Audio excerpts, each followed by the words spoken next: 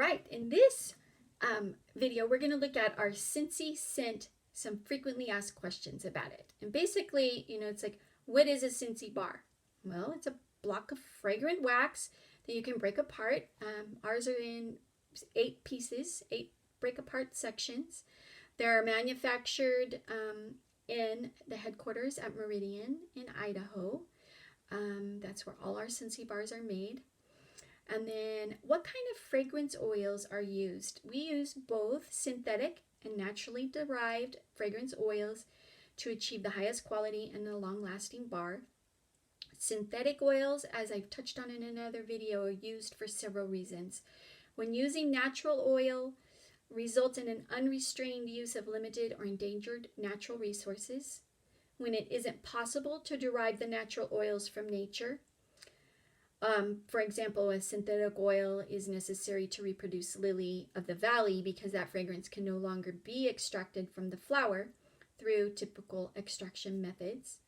And another reason is when it's cost prohibitive to acquire natural oils, and that would preclude Scentsy from offering particular fragrances without increasing the price for customers. So they really try to be mindful of all of these things and take it all into consideration.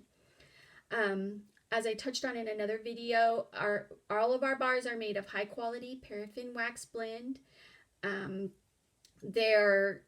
We don't use soy or vegetable based waxes because you can't produce the quality, the same quality that would work in a wicked candle doesn't work for wickless candles. Here's a good one. How many cubes of wax should I use? This is a new one for me. I did not know this. I have to go investigate this. All new warmer dishes are now stamped with the recommended number of Scentsy wax cubes to use for the intended fragrance experience. Now, you can use more, you can use fewer. I personally use 1 cube until it's done, and then maybe I change out my scent, maybe I don't, but that is kind of up to you, what you do and how you do it. Here's another good question. How do I get the wax out? I have this one all the time. Okay, this is how I do it, but there are easier ways. You can use cotton balls. We also, I believe somewhere you can find some that like fit in there even better. They're bigger, round, to fit. I personally, I pick it up, I go to the trash, I dump it in, I take a cloth, I wipe it out, I put it, and I start over. So that is what they recommend here. They're saying when it's melted, pour it out, wipe it clean with a clean dish towel or paper towel. And then I'll be posting some other tips and tricks throughout the times, Our Scentsy bars are safe. They're safer than wicked candles because there's no flame. You don't have to worry about anything catching on fire accidentally. Nothing is required as a flame to melt the wax. It's simply by the light bulb. Since the wax is warmed and not burned, as with traditional candles, there's no harmful chemicals or pollutants being released into the air. There's no flame, smoke, soot, or lead.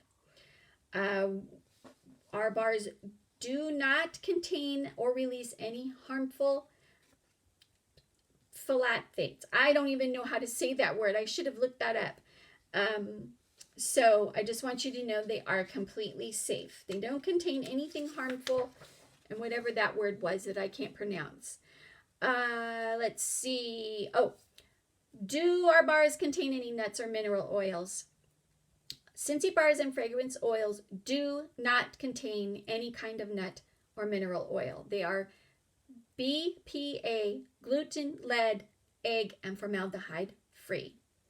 Store them in a cool, dry area of your home, away from the direct sunlight. If you store your bars next to a stove or in the direct sunlight, the top fragrance notes are going to be released from even that minimal of heat. Here's another really good question. Why can't I smell my favorite one anymore?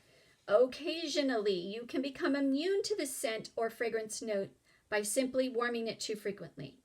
So for example, if you warm cinnamon fragrances all year, your nose is probably going to get used to smelling it, and it's going to filter it out, and you're just not going to get the experience from it anymore. Oh, sorry, my hair's like sticking straight up there. So what we recommend is by switch it out, change it up. Use that one for a little bit and then put in a new one just to prevent that from happening. And then let's see here. Things that can affect it, weather and humidity, environment. I know we touched on that in another video. So these are just some things that I wanted to share with you. All right.